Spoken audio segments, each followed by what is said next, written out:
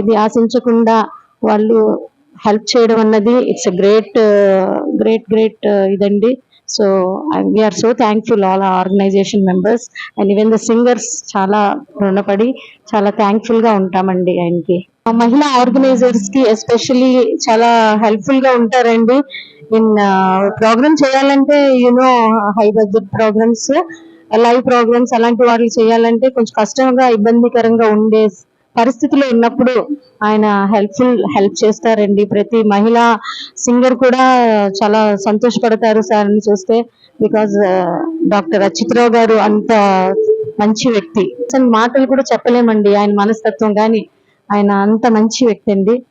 So we are thankful. Thank you sir.